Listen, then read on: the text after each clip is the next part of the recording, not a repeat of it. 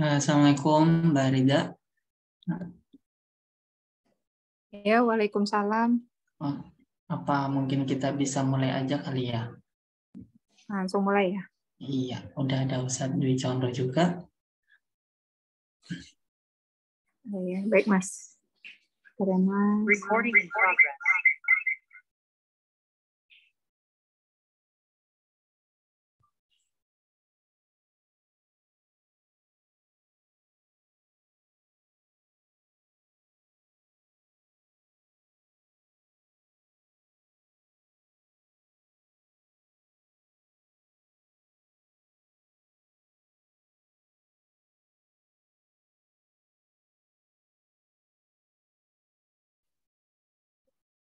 Bismillahirrahmanirrahim. Assalamualaikum warahmatullahi wabarakatuh. Waalaikumsalam. Alhamdulillahirabbil alamin. Wassalatu wassalamu ala anbiya'i mursalin wa ala alihi wa sahbihi ajmain. Alhamdulillah pada sore hari ini kita bisa dipertemukan kembali dalam webinar bulanan The Ghazali Project Indonesia yang saat ini akan diisi tentang mazhab ekonomi Islam mazhab Hanbali, yaitu di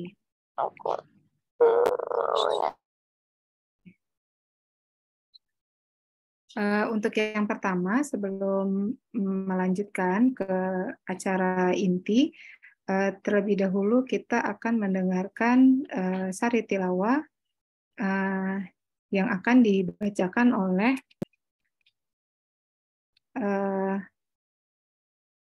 Mas Naim.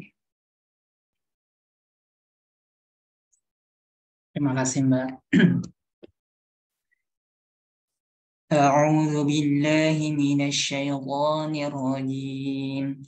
Bismillahirrahmanirrahim.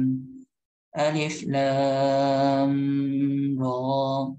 Tilka ayatul kitabi wa Qur'anin mubin. Rubama yawaddu alladhina kafaru law kanu muslimin. Dharhum ya'kulu wa yatamatta'u wa yulhihimul amal. Fasawfa ya'lamun. Wa ma ahlakna min qaryatin illa wa laha kitabun ma'lum. Ma tasbiqu min ajalaha wa ma yastakhirun. Wa qalu ya ayyuhalladzi nuzzila alaihi dzikru innaka lamajnun. Law ma ta'tina bil malaikati in kunta minas sadiqin. Ma nunazzilul malaikata illa bil haqqi wa ma kanu idzan munzirin. Inna nahnu nazzalna dzikra wa inna lahu lahafizun. Wa laqad arsalna min qablika fi syi'il awwalin. Shadaqallahul azim. Sadaqallahul. Semoga dengan pembacaan ayat sujakan tadi acara kita dapat berjalan dengan lancar. Amin ya rabbal alamin. Untuk selanjutnya kita langsung masuk ke materi webinar. Tapi sebelumnya kita mau memperkenalkan dulu pemateri kita hari ini, yaitu Ustadz Dwi Condro Triyono. Beliau sedikit CV beliau adalah S1-nya Mikrobiologi Fakultas Pertanian Gadjah Mada, kemudian S2-nya Magister Ekonomi Islam di UII, kemudian S3-nya PhD Ekonomi di Universitas Kebangsaan Malaysia. Kemudian dalam kajian hari ini yaitu kita ingin melihat apa sih sebenarnya yang dimaksudkan dengan ilmu ekonomi dari mazhab hamfara hadza min fadli rabbih gitu. Sekilas bahwasanya memang ekonomi Islam itu adalah Islam sendiri adalah rahmatan lil alamin yang sudah mengatur segala kegiatan umatnya, baik dari ibadah maupun sampai sekecil-kecilnya, yaitu dari sisi ekonomi Islam. Sekilas tadi saya coba baca sekilas tentang di salah satu bab bahwasanya Ustadz mengatakan bagaimana kita bisa menerapkan sistem ekonomi ini adalah bukan dari Islamisasi ilmu ekonomi konvensional gitu. Nah, ini menjadi menarik pembahasan kita hari ini.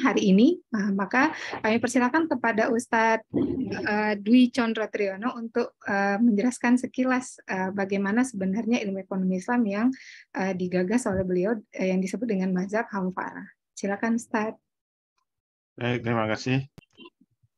Assalamualaikum warahmatullahi wabarakatuh. Warahmatullahi wabarakatuh. Waalaikumsalam. Alhamdulillahirabbil alamin. Shalatu wassalamu ala asrofil anbiya wal mursalin sayyidina wa maulana Muhammadin wa ala alihi wa sahbihi ajmain, amma ba'd. Bapak Ibu dan saudara-saudara sekalian yang dirahmati Allah, alhamdulillah pada sore hari ini kita bisa dipertemukan oleh Allah Subhanahu wa taala. Tadi sudah diperkenalkan, jadi saya kebetulan yang menulis buku Ekonomi Islam Mazhab Hamfara. Buku ini memang rencananya 3 sequel ya, jadi jilid 1, jilid 2, dan jilid 3. Tapi untuk jilid 3 memang belum terbit ya, karena kesibukan saya. Jadi untuk jilid 1 yaitu falsafah ekonomi Islam, kemudian jilid 2 ekonomi pasar syariah, itu sudah terbit dua-duanya. Kemudian yang jilid 3 politik ekonomi Islam, itu yang belum terbit. Ini sedang kita selesaikan, karena buku-buku yang lebih ke akademik itu agak susah lakunya ya. Jadi saya lebih banyak menulis buku-buku yang sifatnya praktis, terutama untuk kepentingan bisnis syariah. Jadi memang yang lebih saya dahulukan menyelesaikan tulisan-tulisan tentang bisnis syariah. Dan itu memang banyak dibutuhkan karena bersifat praktis. Yang paling baru, ini masih proses cetak, adalah panduan sirkah lengkap. Ini sangat tebal dan sudah ditunggu-tunggu oleh pebisnis syariah sedunia ya, biar laris ini. Untuk kepentingan akademis itu ya biasalah, kalau mahasiswa ditawari membeli buku itu biasanya akan memfotokopi, biasanya maksimal itu. Baik, jadi yang akan kita lihat mungkin sepintas tentang Ekonomi Islam Mazhab Hamfara jilid 1. Buku Mazhab Hamfara jilid 1 ini memang cukup tebal, jadi saya sendiri membuat PowerPoint tadi agak bingung mana yang harus saya tonjolkan. Apakah dari sisi perbedaan dengan mazhab mainstream atau isinya ya, isinya. Ya akhirnya dua-duanya saya senggol dikit-dikit saja. Nanti kalau ada diskusi ya silahkan. Saya langsung ke materinya.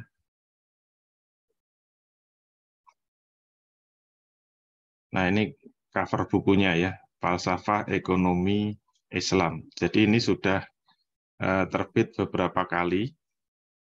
Ini sudah edisi revisi. Jadi cover yang paling akhir ya, cover yang paling akhir. Sebenarnya di atasnya ada tulisan Ekonomi Islam Mazhab Hamfara jilid 1. Nah, kenapa disebut Mazhab Hamfara? Ini memang terkait dengan perguruan tinggi yang saya mengajar di dalamnya, yaitu Sekolah Tinggi Ekonomi Islam Sekolah Tinggi Ekonomi Islam Hamfara.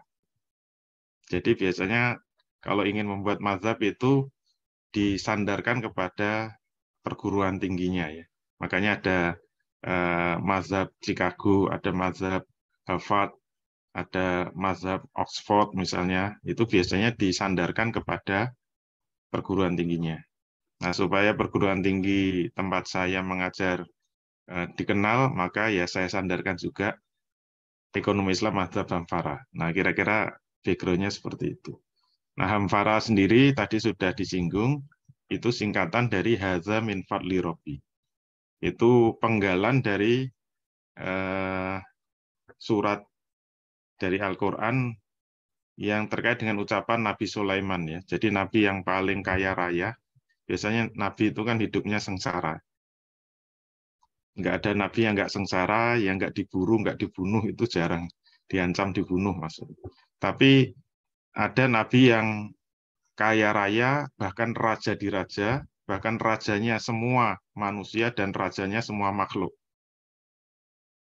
Jadi Nabi Sulaiman itu tidak hanya raja manusia, tapi rajanya jin, rajanya binatang. Jadi beliau bisa berkomunikasi dengan jin, bisa berkomunikasi dengan binatang, dan bisa berkomunikasi dengan manusia tentu saja. Dengan karunia yang luar biasa itu, apa ucapan Nabi Sulaiman? Dalam Quran diabadikan, Hadza min fadli Robbi, liyabluwani a'askuru am akfuru. Kalau lengkapnya seperti itu ya. Hadza min fadli Robbi. Ini adalah karunia Tuhanku. Liyabluwani, yang tujuannya untuk menguji aku. A'askuru am akfuru. Apakah saya bisa bersyukur atau justru saya akan kufur. Jadi mendapatkan karunia yang sebesar itu, yang terucap dari lesannya Nabi Sulaiman adalah Hadza min fadli Robbi. Ini adalah karunia Tuhanku. Nah, ini kemudian disingkat Hamfara dan itu digunakan untuk nama Sekolah Tinggi Ekonomi Islam, Hamfara yang ada di Yogyakarta. Jadi inginnya alumni Hamfara itu tidak hanya menghasilkan orang-orang yang soleh, orang-orang yang bertakwa, tapi juga orang-orang yang sukses dalam bisnis. Nah, kira-kira begitu. Jadi bisnisnya sukses, tapi dia adalah pebisnis yang bertakwa. Ya, paling enggak ya bisa meniru suksesnya Nabi Sulaiman. Kemudian mengucapkan Hadza min fadli Rabbi. Ini adalah karunia dari Tuhan. Nah, kira-kira keinginan pendirinya seperti itu. Nah, ketika saya menulis buku ini, memang dulu yang menjadi acuan bacaan buku saya itu bukunya Adi Warman Karim ya. Jadi menurut Adi Warman Karim, ekonomi Islam itu sudah terbagi menjadi 3 mazhab. Ada mazhab mainstream, ada mazhab alternatif, ada mazhab iktisoduna ya. Jadi mazhab iktisoduna, mazhab mainstream, dan mazhab alternatif. Setelah saya baca-baca memang ketiga-tiganya nggak masuk. Jadi terpaksa membuat mazhab sendiri. Nah, seperti apa mazhab Hamfara itu? Jadi dalam buku itu kita berangkat dari pemahaman tentang perbedaan ilmu ekonomi dan sistem ekonomi. Jadi kekacauan di dalam pembahasan ekonomi Islam, pakar-pakar ekonomi Islam itu kebanyakan kacau karena tidak bisa membedakan antara ilmu ekonomi dan sistem ekonomi. Oleh karena itu dalam buku saya jelaskan apa bedanya ilmu ekonomi dengan sistem ekonomi. Itu memang saya jelaskan agak panjang lebar. Intinya apa? Ilmu ekonomi itu lebih banyak berbicara tentang efisiensi produksi.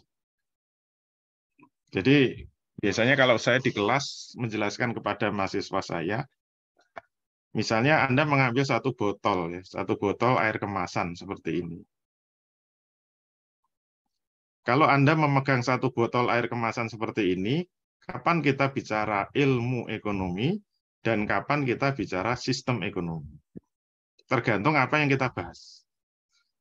Kalau yang ditanyakan, Anda memegang satu botol ekonomi ini, satu botol air kemasan ini,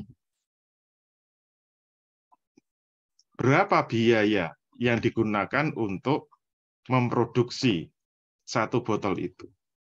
Harga pokok produksinya berapa? Caranya menghitung bisa nggak? Kalau sudah tahu harga pokok produksi setiap satuannya, kemudian Anda akan menjual dengan harga berapa? Pricing-nya berapa? Untuk mendapatkan keuntungan yang paling optimal. Itu semua dipelajari dalam ilmu ekonomi. Oleh karena itu, ekonomi itu bersifat netral. Jadi saya tidak setuju kalau ada ilmu ekonomi itu adalah ilmu ekonomi kapitalis, ada ilmu ekonomi sosialis, ada ilmu ekonomi Islam. Menurut saya itu tidak tepat. Kenapa? Karena ini adalah ilmu yang bersifat netral, objektif, dan ilmiah. Siapapun yang menghitung biaya produksi tadi, kalau salah ya bisnisnya rugi, bisnisnya bangkrut. Nggak peduli dia agamanya apa. Apakah dia Kristen, apakah dia Islam, apakah dia Hindu, kalau salah ngitung ya dia akan mengalami kerugian. Karena yang namanya menghitung biaya pokok produksi, apapun agamanya ya semua rumusnya sama. Menghitung efisiensi semuanya sama. Menetapkan pricing itu ya semuanya sama. Nggak ada namanya HPP Islam, HPP kafir, nggak ada. Inilah yang disebut ilmu ekonomi yang bersifat netral. Berbeda kalau kita bicara sistem ekonomi. Kalau kita memegang air kemasan tadi, apa yang disebut sistem ekonomi? Yang disebut sistem ekonomi bukan bicara efisiensi produksi, tapi bicara tentang pandangan terhadap alokasi sumber daya yang ada di alam ini. Jadi pertanyaannya bukan berapa biaya produksi untuk menghasilkan satu botol air kemasan ini.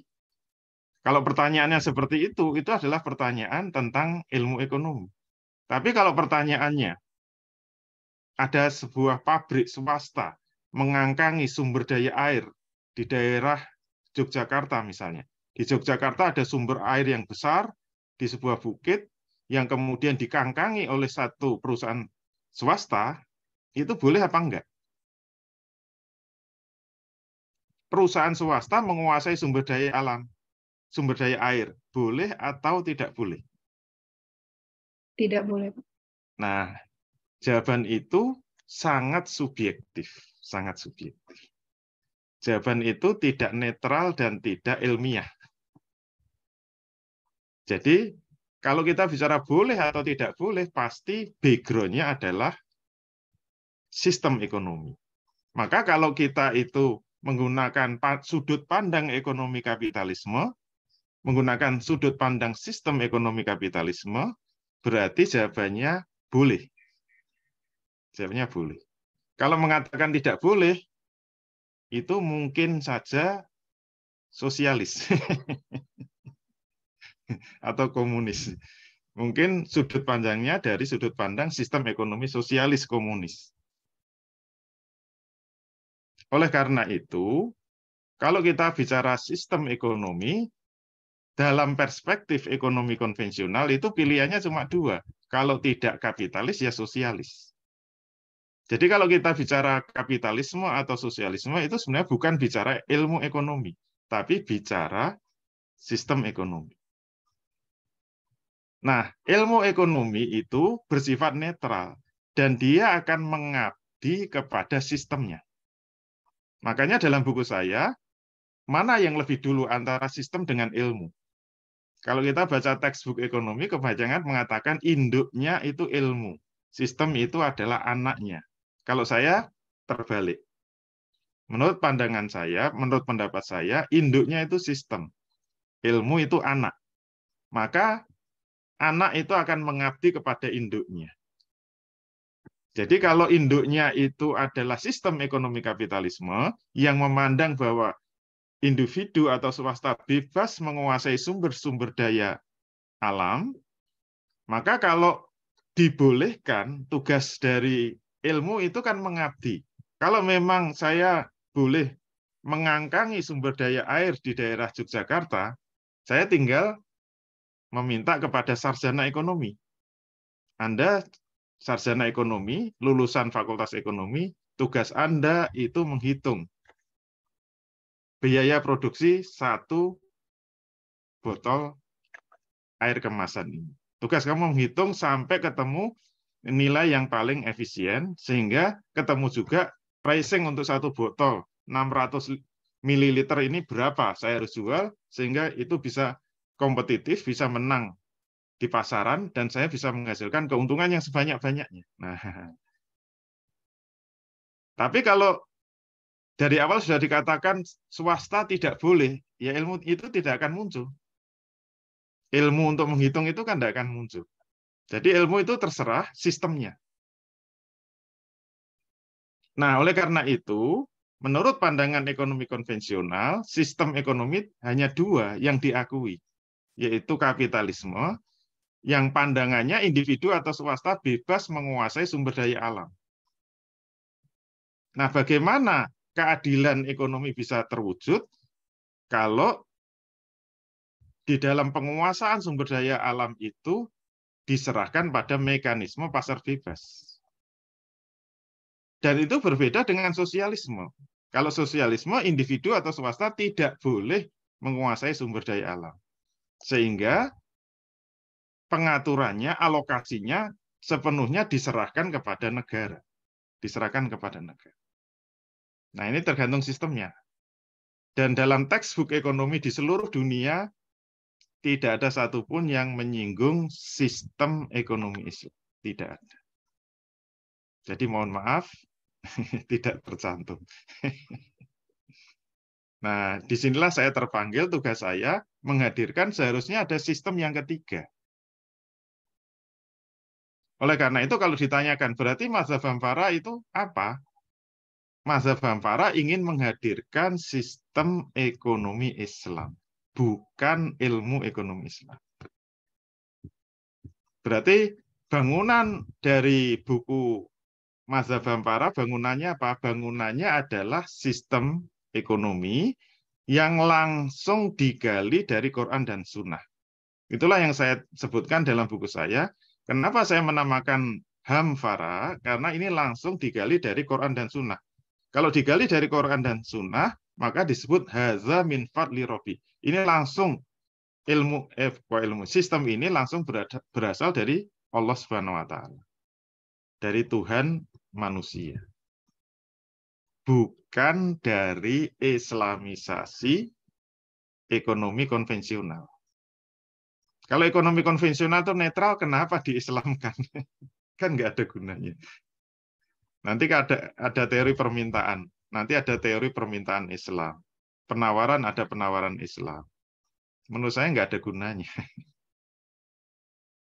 Karena itu tidak bicara sistem, tapi bicara ilmu. Kalau ilmu ya netral saja. Namanya kalau jualan, mau orang Islam, mau orang kafir, jualan, kalau Anda jualan air kemasan kayak gini, coba Anda naikkan harganya. Kira-kira permintaan turun apa naik? Walaupun Anda Islam, walaupun Anda bilang bismillah, bismillah, ini harga saya naikkan ya. Permintaan naik apa turun? Ya mesti turun kan. Dimanapun Anda jual. Itu namanya ilmu ekonomi. Dan tidak perlu membuat ilmu ekonomi Islam. Makanya itu saya kritik. Seharusnya dibangun dulu sistemnya, baru kemudian ilmunya mengikuti. Nah, ingat ilmu itu anak, jadi anak harus mengikuti. Makanya saya beri contoh, misalnya bahan bakar minyak. Menurut pandangan Islam itu boleh dikuasai swasta atau tidak? Boleh dikuasai negara atau tidak? Jawabnya ternyata dua-duanya tidak. Sumber daya minyak tidak boleh dikuasai, tidak boleh dimiliki individu, dan tidak boleh dimiliki negara. Dua-duanya salah. Menurut pandangan Islam. Menurut pandangan Islam, sumber daya minyak itu milik umum, bukan milik negara dan bukan milik individu. Dalilnya mana? Ketika Nabi bersabda, "An-nasu suroka'u fi salasin, fil ma'i wal kala'i wan nari, wasamanuhu haramun." Manusia itu berserikat pada 3 kepemilikan, yaitu apa? Sumber daya air, sumber daya padang gembalaan termasuk hutan, dan sumber daya api atau energi. Wasamanuhu haramun. Menjual barang ketiganya itu hukumnya haram. Itu maknanya apa?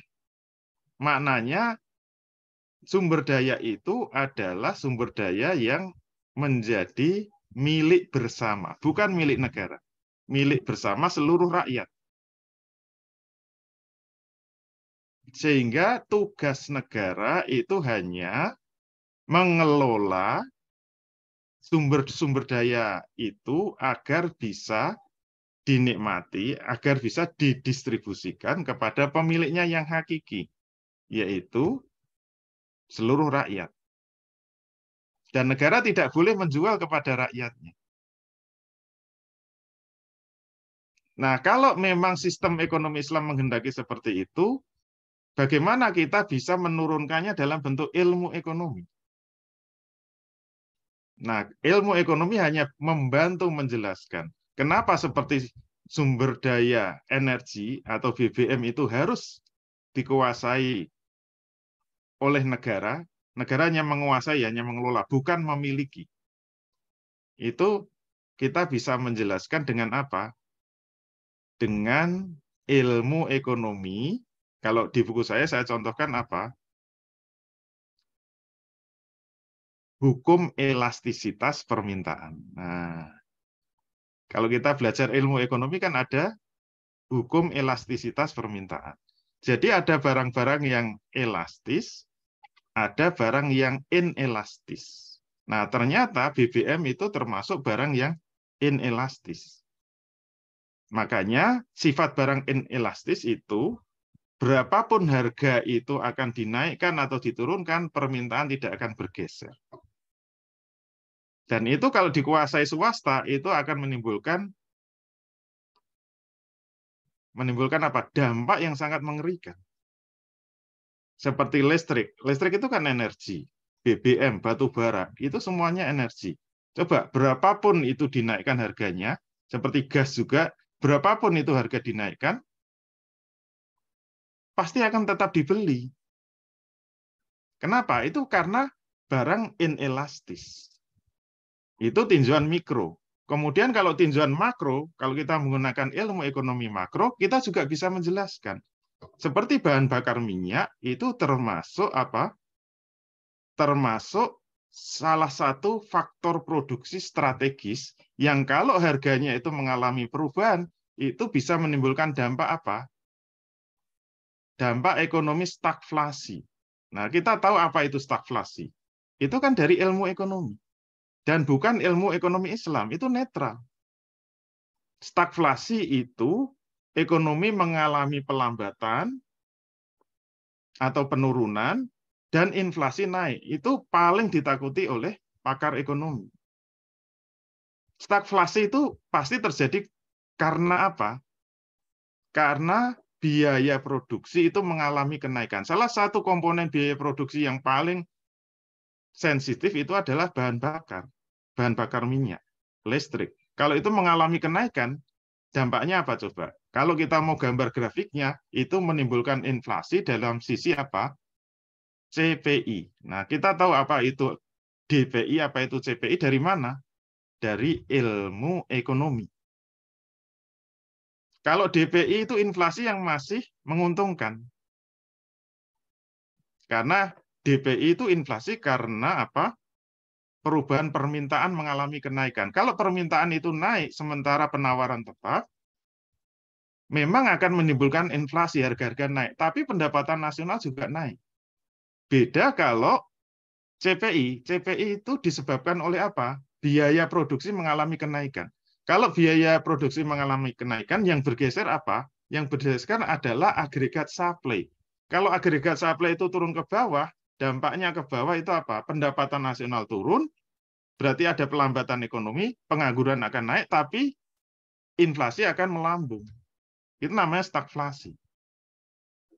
Kemarin saya dari Turki, Erdogan itu kebingungan menyelesaikan problemnya.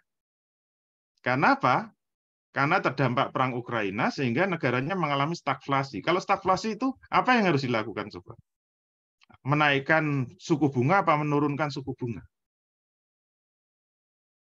Karena stagflasi itu menghancurkan teorinya Keynes. Keynes itu menganggap inflasi dan pengangguran itu trade-off, berlawanan. Makanya kalau yang terjadi itu masih normal, semua teorinya Keynes itu berlaku. Nah, kalau hubungannya dengan ini memang buku ketiga ya, buku ketiga yang belum terbit. Teori-teorinya Keynes itu hancur. Kenapa? Karena nggak bisa menjawab fenomena stagflasi. Kalau Keynes dengan pendekatan fiskal atau moneter kan mudah. Misalnya inflasi tinggi. Solusinya apa? Naikkan saja suku bunga. Kalau suku bunga dinaikkan, pasti jumlah uang beredar akan ketarik masuk ke dalam bank, sehingga apa? Kalau jumlah uang beredar itu turun, inflasi akan turun. Iya, inflasi akan turun. Tapi dampaknya apa? Pengangguran pasti naik. Karena apa? Karena suku bunga tinggi. Kalau suku bunga tinggi, tidak ada orang yang berani pinjam uang. Tapi kan inflasi selesai. Trade off dengan pengangguran naik. Nah, kalau pengangguran naik, caranya gimana? Suku bunga diturunkan. Kalau suku bunga diturunkan, kredit bank akan naik, nanti pengangguran akan terserap, tetapi apa? Inflasi naik. Itu trade off. Coba kalau stagflasi. Kemarin di Turki, yang dilakukan apa? Menyelamatkan pengangguran dengan cara menurunkan suku bunga. Suku bunga diturunkan supaya kredit naik, akibatnya apa? Inflasi malah gila-gilaan. Mata uangnya jatuh betul. Saya pertama dulu ke Turki itu masih kira-kira 1 lira itu 4.000. Kemarin pas ke sana itu 1 lira 1.000. Bahkan turun terus. Itu stagflasi. Diakibatkan oleh apa? Bahan bakar minyak dikuasai oleh swasta. Kalau Islam mengatakan itu haram, kita bisa menjelaskan dengan ilmu ekonomi. Jadi ilmu ekonomi itu harus taat dan tunduk kepada sistem ekonomi. Nah, itu gambaran besarnya ya. Saya tidak bisa menjelaskan lebih jauh, lebih rinci. Mungkin lebih hematnya kita langsung diskusi aja kalau ada yang ingin tahu. Memang PowerPoint saya siapkan banyak, tapi saya nggak tahu karena setelah bicara filosofi yang mendasar ini, masuknya perbandingan sistem. Apa bedanya sistem ekonomi kapitalis, sistem ekonomi sosialis, dan sistem ekonomi Islam? Itu yang inti dari buku 1. Jadi saya tidak perbandingan ilmu ekonomi, tapi perbandingan sistem ekonomi. Itu kira-kira inti buku 1. Semoga bisa ditangkap, dipahami. Untuk sementara cukup dulu. Assalamualaikum warahmatullahi wabarakatuh. Waalaikumsalam warahmatullahi wabarakatuh. Nah, saya juga baca bukunya nih, sekilas aja pun ini juga ya lumayan banyak yang jadi buat bertanya-tanya gitu. Gitu Pak Ustadz. Mungkin teman-teman dulu ada yang ingin berdiskusi tentang apa yang sudah disampaikan oleh pemateri Ustadz Dwi. Silakan teman-teman, mungkin bisa juga melalui chat box-nya. Apakah ada? Oh ya, silakan Mbak Lisa. Baik, terima kasih Mbak Rida. Assalamualaikum Ustadz Dwi Condro. Waalaikumsalam. Masya Allah, terima kasih untuk materinya. Saya juga baca bukunya, cuman dulu saya beli bukunya itu yang masih covernya warna biru, Ustadz. Alhamdulillah nih berkesempatan untuk ketemu dengan penulisnya. Terima kasih juga sudah berkenan untuk menjadi narasumber di Ghazali Project webinar hari ini, Ustadz. Ustadz, saya tadi kalau di buku ini yang tadi juga Ustadz sampaikan kan sebenarnya core-nya di sistem ekonominya gitu ya. Nah sebenarnya Ustadz saya tuh jadi pertanyaannya bagaimana sih sebenarnya implementasi dalam mungkin mendiseminasikan gitu ya, karena kalau yang kita tahu kan di Indonesia ini adanya justru prodi ilmu ekonomi Islam gitu ya, yang ada lebih dari 800 gitu, dan sistem ekonomi Islam sendiri itu biasanya mata kuliahnya hanya dipelajari 3 SKS gitu. Nah sebenarnya kalau menurut Ustadz Dwi, karena sebenarnya yang lebih fundamental itu sistem ekonominya dalam implementasi kurikulum atau misalkan pengembangan ekonomi Islam ke depan itu mestinya seperti apa, Ustadz? Terima kasih. Iya.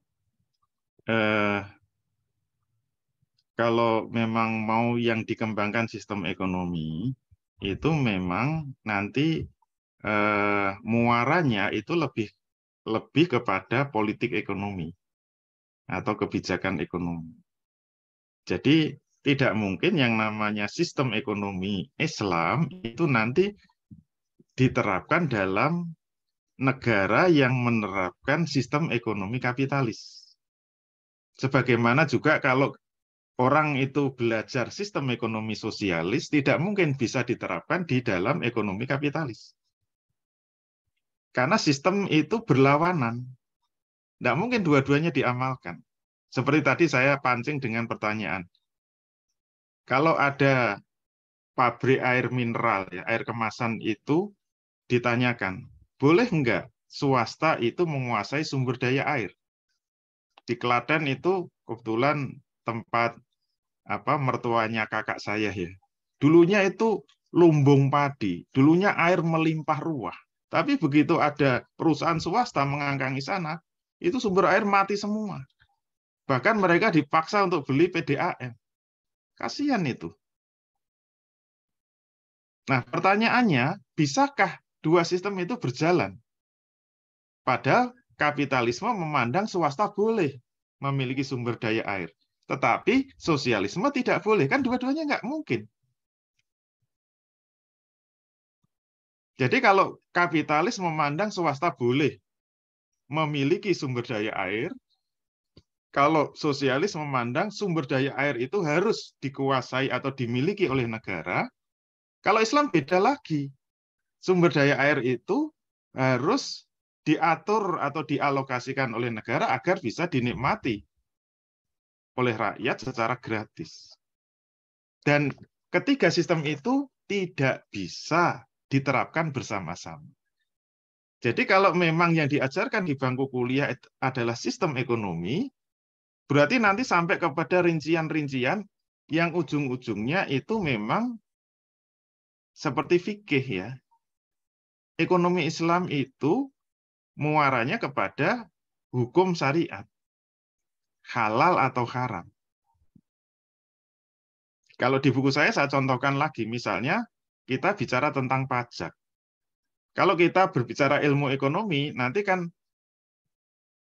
pilihannya pajak itu harus pajak yang flat atau pajak progresif. Itu caranya menghitung gimana, itu kan ilmu ekonomi. Tetapi kalau bicara sistem ekonomi, tentu saja pertanyaannya, bolehkah negara itu menarik pajak kepada rakyatnya? Jadi kalau sudah bicara boleh, tidak boleh, itu bicara sistem. Kalau kapitalis justru memandang negara itu tulang punggungnya adalah pajak. Sumber pendapatan negara yang utama itu pajak. Kalau sosialis tidak perlu ada pajak. Kenapa? Karena semua milik negara. Justru swasta tidak boleh menguasai atau memiliki aset-aset produksi. Kalau dalam Islam, individu swasta boleh memiliki kekayaan, aset-aset produksi boleh. Asal itu memang dibolehkan untuk individu, bukan kepemilikan umum dan bukan kepemilikan negara. Dalam pandangan Islam, mohon maaf ya, pajak hukumnya haram. Kemarin saya webinar dengan beberapa tokoh nasional. Ketika diskusi, nah saya beda sendiri. Karena isunya itu kan menyangkut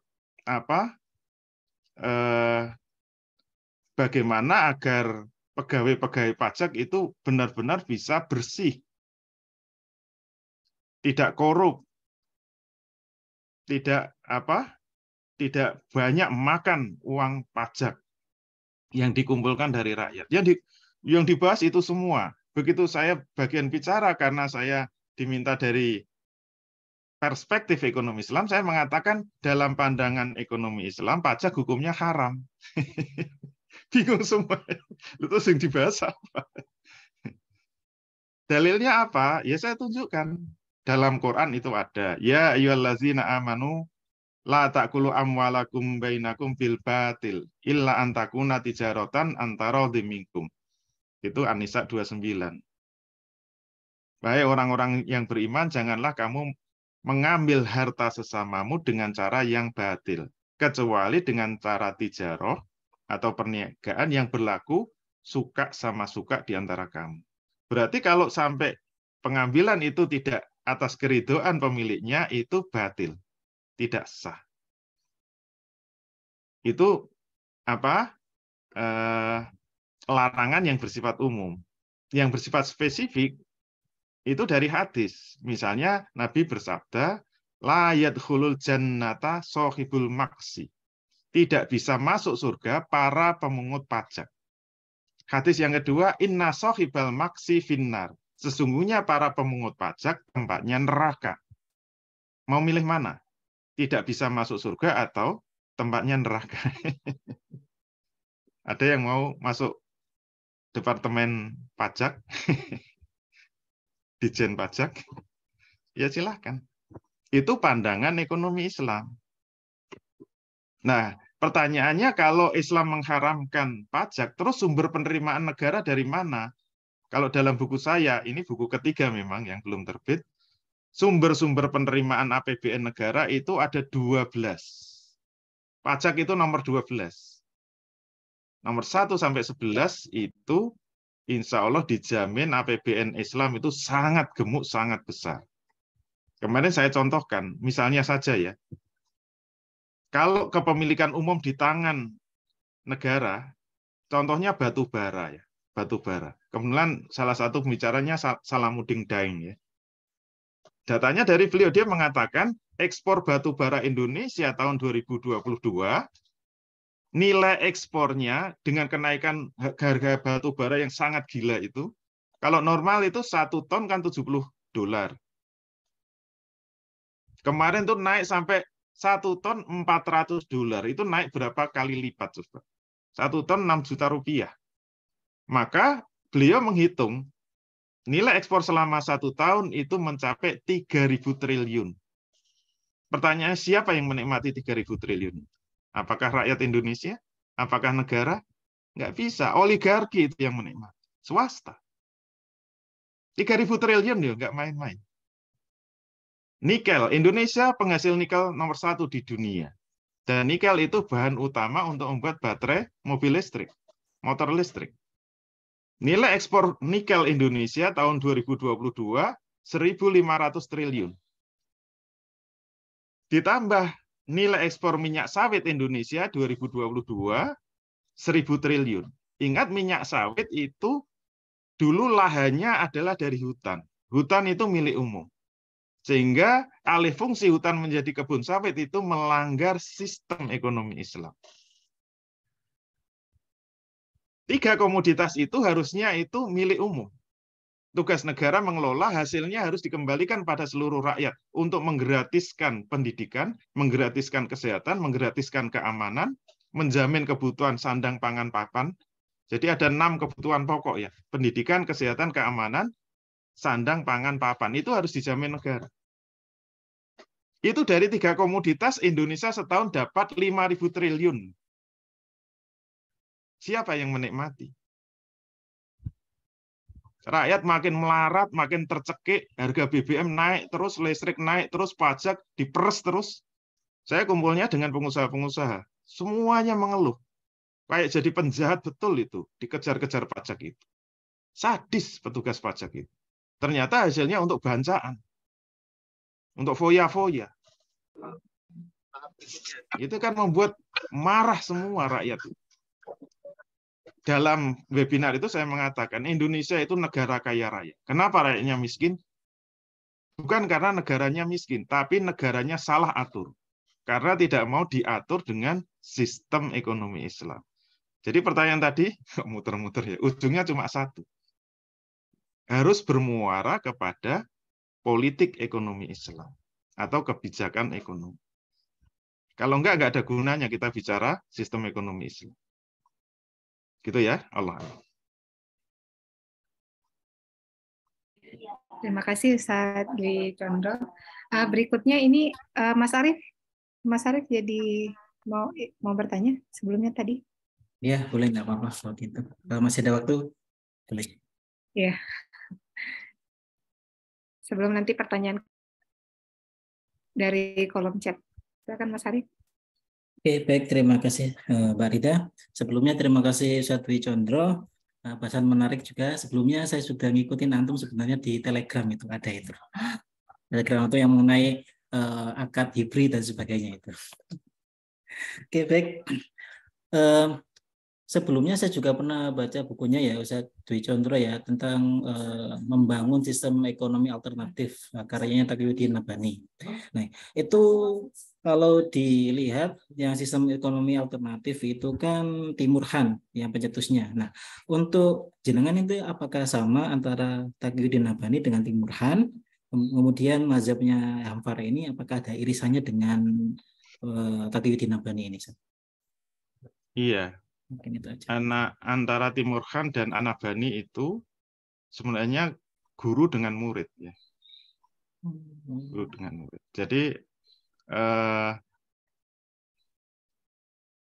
artinya mungkin pernah berguru tapi kemudian terus membuat mazhab sendiri. Sama seperti saya, sebenarnya rujukan saya memang An-Nabhani tadi. Cuma tadi itu kan buku terjemahan ya, disebut dengan Ekonomi Islam, Sistem Ekonomi Alternatif. Itu bukan mazhabnya Timur Han ya, itu hanya penerjemahan. Karena saya tidak menggunakan kitab terjemahannya, tapi saya menggunakan kitab aslinya, yaitu Nizam Iqtisadi fil Islam. Jadi kalau merujuk kepada judul aslinya nggak ada istilah alternatif, itu nggak ada. Jadi judul aslinya Nizam Iqtisadi fil Islam atau Sistem Ekonomi Islam. Tapi saya padukan dengan dua kitab yang lain. Ada kitab Al-Amwal fi Daulatil Khilafah, jadi sistem keuangan dalam negara khilafah. Itu karya Abdul Qadim Zalum. Kemudian ada satu lagi Abdurrahman Al-Maliki. Itu adalah Siyasah Iqtisadiyah Muslah. Nah, itu sumber rujukan saya tiga itu. Jadi Nizam Iqtisadi fil Islam, kemudian Siyasah Iqtisadiyah Muslah, ini lebih banyak kepada politik ekonominya. Kemudian APBN-nya itu menggunakan Al-Amal fi Daulatil Khilaf. Itu khusus bicara APBN secara rinci, APBN Islam. Jadi saya gabung-gabungkan.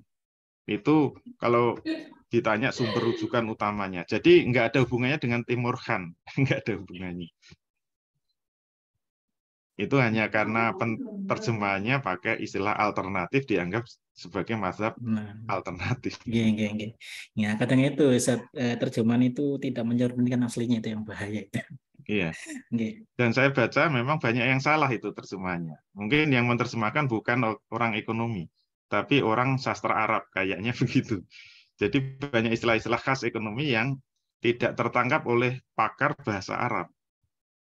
Seperti yang contohnya adalah misalnya istilah kamiyah dan kaifiyah.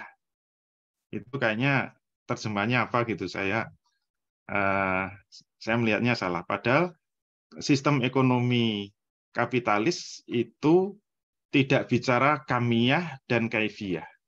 Tapi kalau sistem ekonomi sosialis bicara kamiyah. Sistem ekonomi Islam tidak bicara kamiyah, tapi bicara kaifiyah. Oh, salah. Yang kapitalis itu bicara kamiyah. Jadi kamiyah itu bicara kuantitatif, banyak sedikitnya harta. Jadi fokus dari ekonomi kapitalis itu masalah kuantitas produksi. Jadi bagaimana, karena berangkat dari pandangan bahwa yang disebut problem ekonomi yang asasi itu adalah scarcity, ya, kelangkaan. Karena berangkat dari pandangan bahwa problem ekonomi itu kelangkaan, berarti solusinya kan menaikkan produksi. Itu yang disebut kamiyah itu.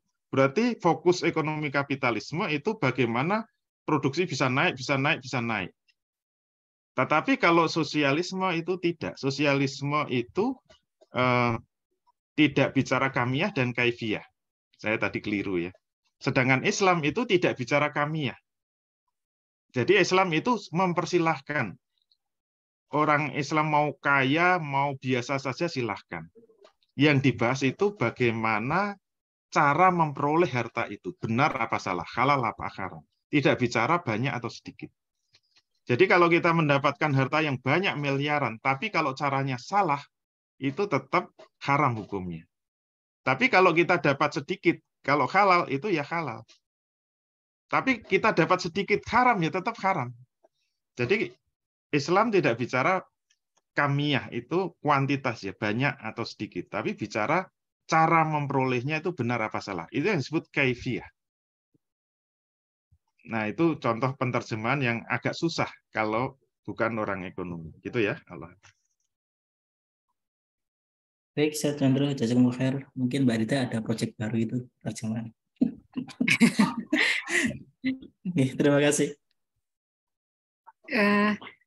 Baik, selanjutnya dari Mas Irsyad. Pertanyaannya, bukankah Indonesia adalah contoh dari campuran sistem kapitalis dan sosialis? Bagaimana menurut pandangan Ustadz? Iya, memang di buku-buku textbook, kayak yang saya rujuk dalam buku saya, misalnya bukunya Samuelson ya. Samuelson kan yang membuat textbook ilmu ekonomi ya. Jadi makroeconomics dan microeconomics itu yang jadi rujukan sedunia. Dalam bukunya Samuelson itu kan dikatakan dia menjelaskan apa yang disebut sistem ekonomi kapitalis dan apa yang disebut sistem ekonomi sosialis.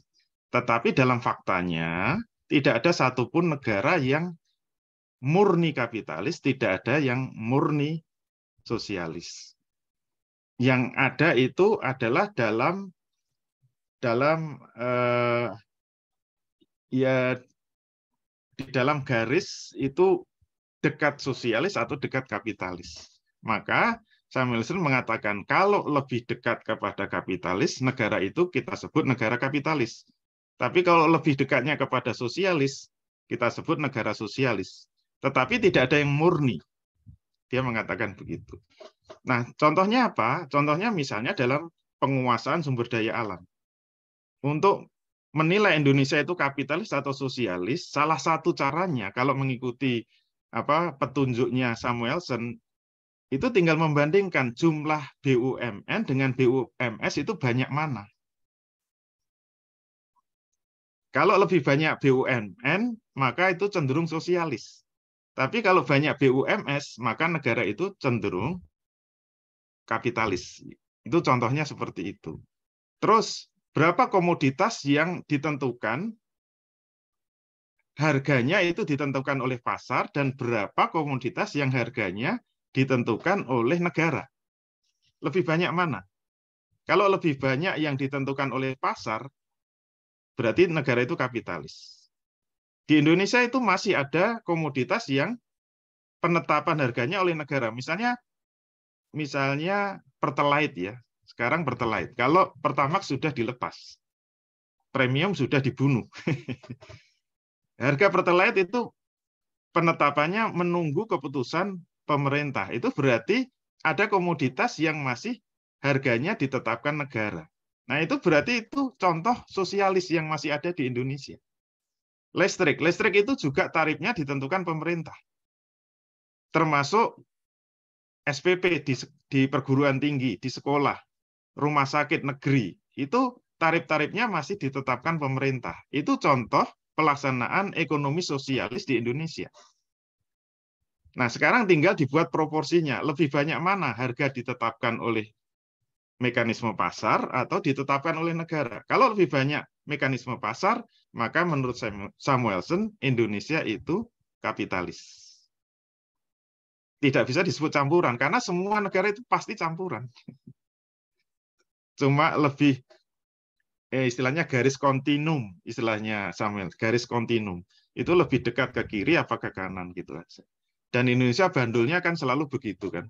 Orde lama itu ke kiri, Orde baru ke kanan, reformasi semakin ke kanan, terus sekarang mungkin ingin ke kiri lagi.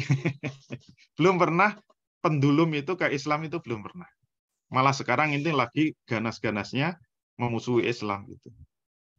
Nah, saya termasuk yang kena barokahnya lah. Gitu ya. Allah Allah. Ya. Selanjutnya dari Mas Gigin. Bismillah, izin bertanya, bagaimana metode menerapkan sistem ekonomi Islam pada masyarakat Islam? Gimana? Ya, metode penerapan ekonomi Islam cuma satu, harus oleh negara. Kalau negara mau selesai 1 menit selesai. Kayak apa? Saya contohkan Venezuela ya. Venezuela ketika dipimpin Hugo Chavez, itu kan dia naik jadi presiden cuma mengatakan, mulai saya menjabat jadi presiden, semua perusahaan-perusahaan minyak asing saya minta untuk angkat kaki dari Venezuela. Semua minyak yang di Venezuela dikuasai oleh negara. Itu 1 menit pengumuman. Itu langsung membuat Venezuela jadi negara sosialis. Itu kalau yang mau diterapkan sosialis. Maka kalau ingin menerapkan sistem ekonomi Islam, ya presidennya tinggal ngomong saja. Mengikuti apa? Kepemilikan umum. Misalnya tambang-tambang yang besar, termasuk energi, itu harus dikelola oleh negara untuk sebesar-besarnya kemakmuran rakyat. Mulai hari ini saya menjabat jadi pemimpin Indonesia, semua perusahaan asing yang menguasai tambang yang besar, energi yang besar, itu harus diserahkan kepada negara untuk dikelola negara, kemudian hasilnya seluruhnya untuk kemakmuran rakyatnya. Jakarta, 1 April 2023. Selesai. Itu sudah menerapkan ekonomi Islam itu. Ya metodenya cuma gitu. Ya tinggal presidennya mau apa enggak. Kalau mau ya selesai. Kalau enggak mau ya sampai kiamat enggak bisa. Karena yang namanya sistem itu harus negara. Sistem enggak bisa dilaksanakan swasta. Ini sebenarnya sore ini ada yang mau datang. Pengen dia pendekar dinar dan dirham. Pengen diskusi sama saya. Pengen ketemu langsung ke rumah saya, biasanya cuma chatting atau telepon. Dia tetap ngotot. Ekonomi Islam itu hanya bisa diterapkan kalau mata uangnya diganti dinar dan dirham. Maka kita harus mencetak dinar sendiri, dirham sendiri, dan kita harus punya pasar sendiri, yang namanya pasar muamalah untuk jual beli dengan dinar dan dirham. Saya bilang, saya tidak setuju. Nggak ada ajaran Islam kayak gitu. Yang berhak menerbitkan uang itu hanya negara, bukan swasta. Kalau negara nggak mau, ya nggak bisa. Nah, sampean nggak pernah belajar ekonomi. Kalau Anda belajar ekonomi, pasti ketemu Gresham Law. Dia nggak paham Gresham Law. Gresham Law itu hukum Gresham yang bunyinya bad money driven out good money. Uang jelek itu pasti mengusir uang baik. Kalau ada rupiah, rupiah itu uang jelek, beredar dengan dinar, uang baik. Sama-sama beredar di satu masyarakat. Sekarang saya ingin tanya, mana yang akan dipakai transaksi oleh masyarakat? Kalau dua-duanya itu diberlakukan, dipakai oleh masyarakat. Misalnya saya mau membeli mobil, boleh pakai rupiah, misalnya boleh pakai dinar juga. Kira-kira saya kalau punya dinar sama rupiah, yang mau saya pakai yang mana? Kalau saya tetap pakai dinar itu nggak mikir belas. Pasti saya tetap akan memakai rupiah. Karena rupiah itu uang jelek, nilainya turun terus. Nggak mau orang itu nyimpen rupiah. Rupiah pasti ditransaksikan, dinarnya disimpan terus, karena nilainya naik terus. Itu namanya hukum Gresham. Bad money driven out good money. Kira-kira begitulah bunyinya. Nah, saya menjelaskan itu nggak masuk-masuk. Oleh karena itu, kalau mau memperjuangkan tegaknya dinar dan dirham, ya harus negara yang mengamalkan. Maka nasihatnya bukan kepada saya, ya kepada negara gitu loh. Anda kalau ke rumah saya itu salah sasaran, saya emas saja nggak punya. Punyanya Mas Condro saja. Dan saya suruh ikut nerbitkan dinar itu dari mana gitu. Ya Anda datang ke Jokowi, jangan ke saya. Gitu ya, Allah.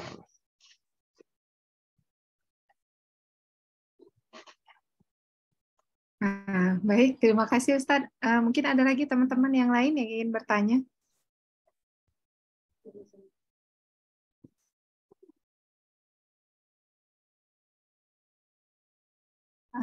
Mungkin dari saya boleh satu lagi ya Ustadz. Ya, silakan. Baca bukunya lumayan ini juga ya Ustadz, apa namanya, seperti harus berpikir ulang gitu Ustadz, tentang masalah kelangkaan gitu kan ya Ustadz ya. Karena kan selama ini kalau ngajar itu kebetulan saya pernah ngajar ekonomi di Aliyah gitu Ustadz. Itu kan masalahnya scarcity gitu. Terus kita kaitkanlah dengan ekonomi Islam. Nah, ternyata di dalam buku ini yang menjadi masalah itu adalah bagaimana mendistribusikannya gitu kan Ustadz. Sama salah satu lagi adalah bagaimana kita bertransaksi ekonominya, itu yang menjadi masalah gitu. Jadi bukan masalah kelangkaan gitu kan Ustaz. Kemudian dari hasil diskusi berkembang tadi Ustaz, yang menjadi sebenarnya banyak sekali pertanyaan Ustaz di kepala. Dan salah satunya tuh tadi Ustaz mengenai pajak Ustaz. Pajak yang keluar dari statement Ustaz bahwasanya pajak itu haram. Bagaimana pandangan Ustaz dengan penetapan pajak yang dilakukan oleh Nabi yang Al-Kharaj itu yang ditetapkan kepada non-Muslim yang tinggal di daerah Muslim. Kalau itu bagaimana Ustaz? Apakah mungkin berbeda dengan pajak yang saat ini dilakukan gitu di negara kita atau di negara-negara yang lain? Itu bagaimana Ustaz? Itu karena baca terjemahan ya, terjemahan bahasa Inggris ya. Karena istilah-istilah fikih itu nggak bisa diterjemahkan dalam terminologi Barat ya. Makanya ada pungutan untuk non-Muslim, namanya jizyah ya, namanya jizyah. Itu perintahnya kan Al-Baqarah At-Taubah 29. Qatilul ladzina la yu'minuna billahi wala bil yaumil akhir. Wala yuharrimuna ma harramallahu wa rasuluhu wala yadinuna dinal haqqi minal ladzina utul kitaba hatta yu'tul jizyata aidi wa hum saghirun. Perangilah orang-orang yang tidak beriman pada Allah dan hari akhir. Orang-orang yang tidak mau mengharamkan apa yang diharamkan Allah dan Rasulnya. Orang-orang yang tidak mau masuk Islam dari kalangan ahli kitab Yahudi dan Nasrani hatta yu'tul jizyata, sampai mereka mau membayar jizyah. Aidi wa hum saghirun, dalam keadaan tunduk dan patuh. Jizyah itu diterjemahkan pajak kepala oleh orang Barat. Menyebut kata teks itu sudah salah. Jizyah itu bukan teks gitu. Jizyah itu bukan pajak. Karena jizyah itu hanya diambil dari orang kafir dzimmi, orang kafir yang tunduk kepada Islam disebut kafir dzimmi, yang laki-laki, yang kaya. Tidak untuk semuanya. Diambil setahun saja. Hanya 1 tahun. Dan disesuaikan dengan kemampuan. Itu namanya jizyah. Nah, sekarang orang menerjemahkan jizyah itu bingung. Akhirnya disebut pajak kepala. Nanti ada kharaj. Kharaj disebut pajak tanah. Padahal kharaj itu beda dengan pajak bumi dan bangunan. Jadi Islam itu punya istilah yang khas yang tidak bisa diterjemahkan. Ada fa'i. Fa'i mau diterjemahkan apa? Ada ghanimah. Mau diterjemahkan apa? Kharaj. Mau diterjemahkan apa? Jizyah. Mau diterjemahkan. Itu semuanya diterjemahkan pajak. Padahal bukan. Kalau dalam istilah fikih, pajak itu doriba. Doriba. Nah, doriba itu memang ada. Doriba itu boleh dipungut dalam keadaan kas negara atau baitul mal itu mengalami kekurangan atau kekosongan. Itu kondisi darurat. Hukum asal yang haram itu bisa halal kalau ada kaidah ad-daruratu tubihul mahdzurat. kondisi darurat itu bisa membolehkan sesuatu yang diharamkan. Jadi kondisi darurat itu misalnya kas negara dalam keadaan kosong, padahal ada kewajiban yang harus ditanggung oleh negara terhadap fakir miskin misalnya, atau pegawai negeri atau tentara yang harus ditanggung oleh negara. Kalau nggak ada negara itu bisa menimbulkan kematian. Itu namanya darurat. Dalam keadaan itu, negara boleh memaksa rakyatnya untuk membayar pajak. Makanya disebut doriba itu dari kata doroba itu memukul, memaksa. Pungutan yang paksa.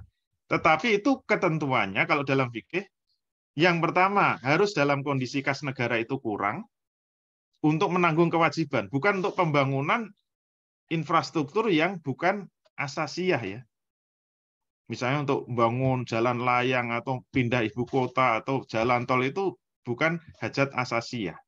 Yang disebut hajat asasiyah itu untuk fakir miskin, untuk pegawai negeri yang harus ditanggung negara. Itu kalau sampai kurang, boleh mengambil pajak. Itu syarat pertama. Syarat kedua, hanya dipungut pada muslim saja. Doriba hanya boleh untuk muslim.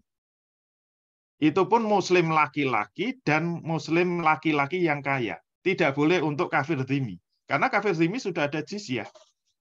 Jadi doriba itu hanya muslim laki-laki kaya. Tidak untuk perempuan, tidak untuk fakir miskin, tidak untuk orang-orang yang lemah dan sebagainya. Terus yang ketiga, doriba itu hanya boleh dipungut sifatnya temporal, tidak boleh permanen.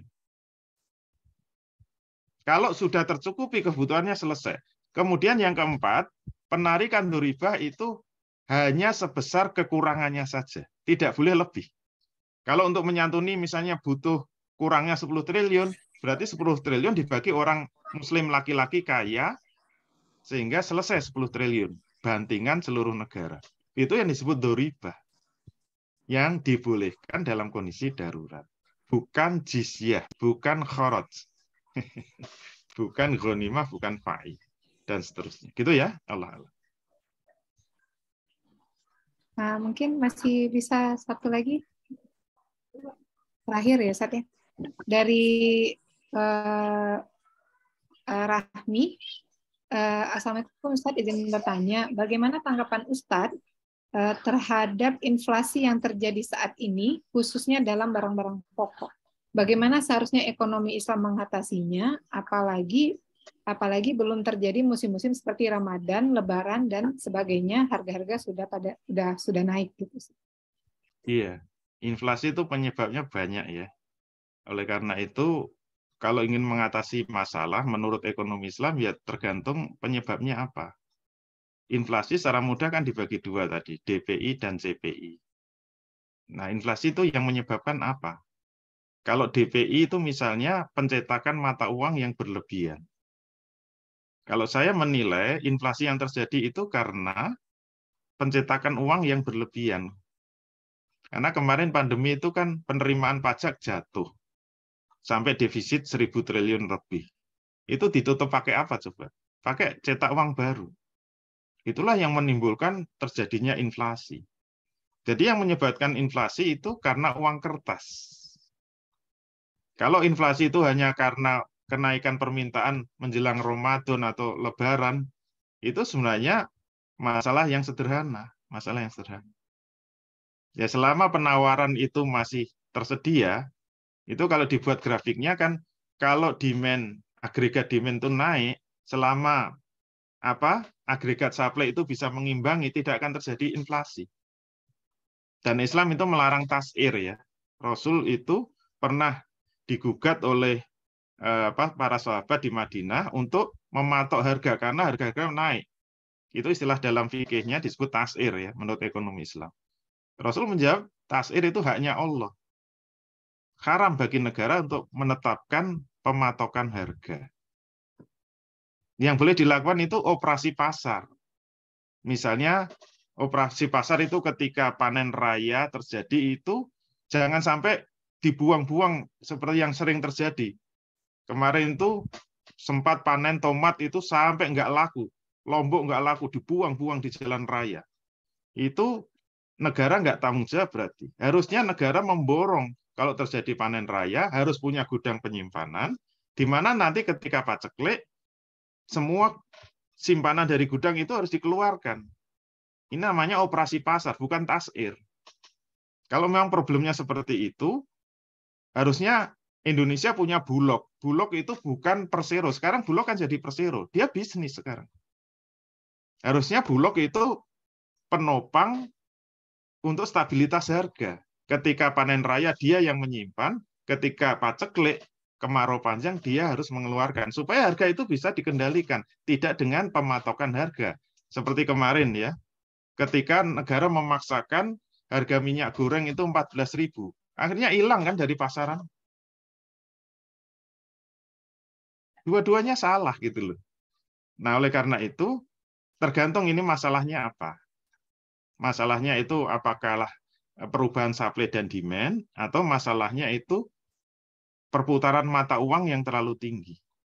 Kalau pencetakan mata uang yang terlalu tinggi, solusi Islam memang tidak menghendaki mata uang itu dari kertas. Wajib hukumnya mata uang itu dari emas dan perak. Itu salah satu dalilnya kan At-Taubah 34 ya. Walladzina yaknizuna adz-dzahaba wal fiddata wala yunfikunaha fi sabilillah fabashshirhum bi'adzabin alim.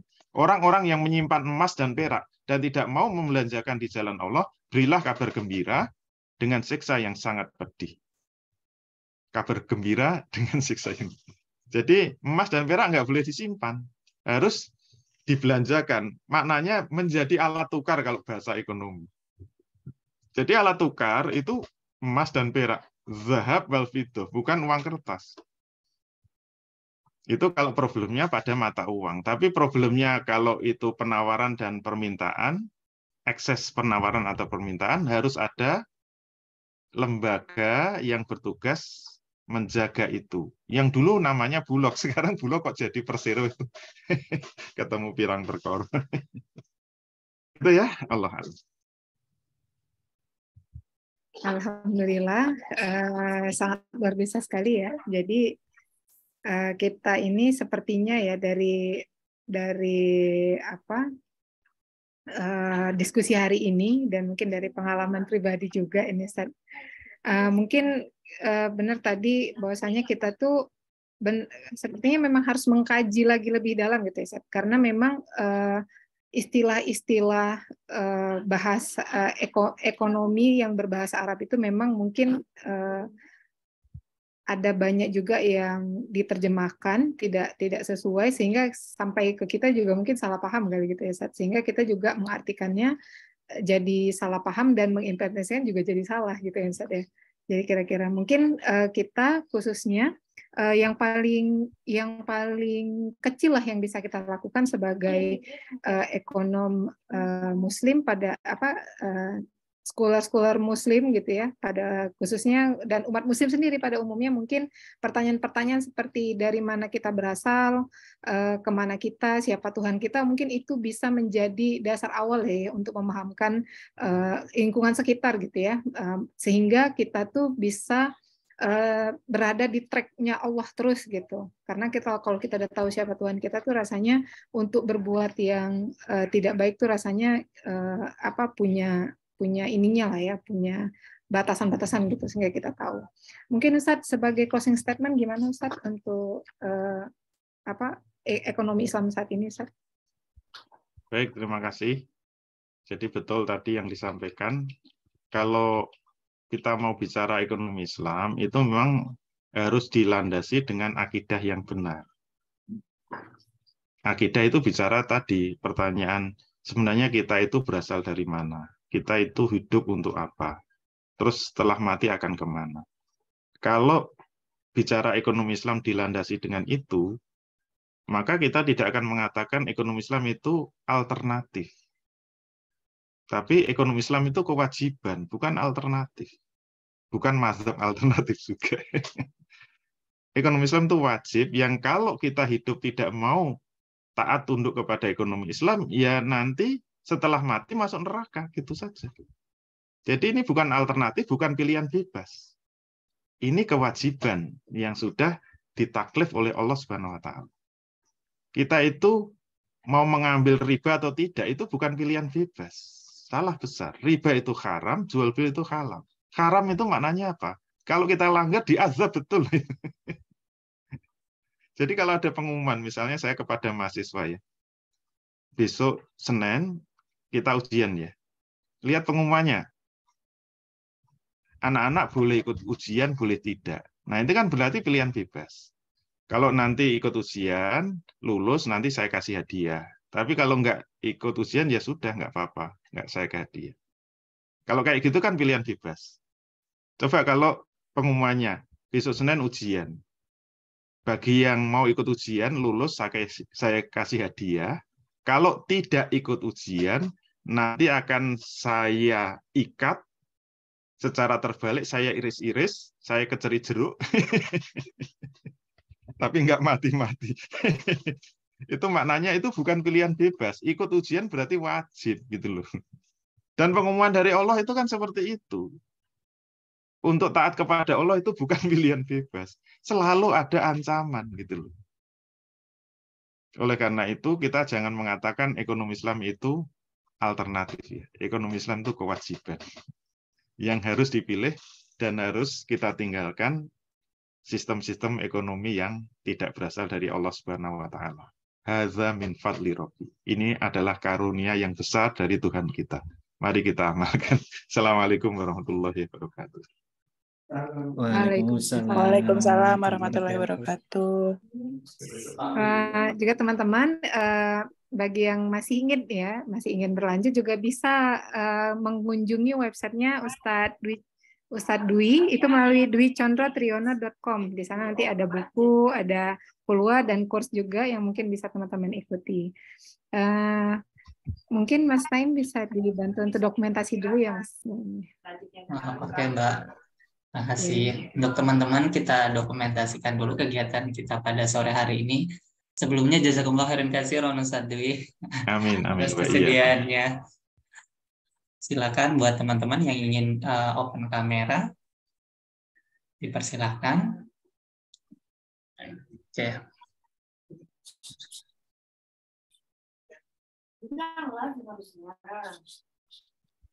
Oke.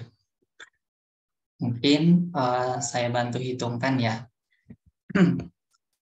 1, 2, 3. Oke, sekali lagi boleh gaya bebas. 1, 2, 3. Oke, terima kasih banyak teman-teman. Terima kasih Ustadz Dwi atas materinya, Masya Allah. Silakan Mbak. Ya, terima kasih teman-teman semua. Terima kasih khususnya juga kepada Ustadz Dwi, luar biasa materinya. Semoga ini bisa menjadi bahan kajian kita kembali ya setelah diskusi ini berakhir atau mungkin nanti ada kelanjutannya. Alhamdulillah. Terima kasih Ustadz untuk waktunya sore hari ini. Ya, sama-sama. Pamit ya. Jazakallah khair Ustaz. Amin. Terima kasih teman-teman yang sudah hadir. Terima kasih Mbak Rinda, Mas Nain, semuanya. Ya.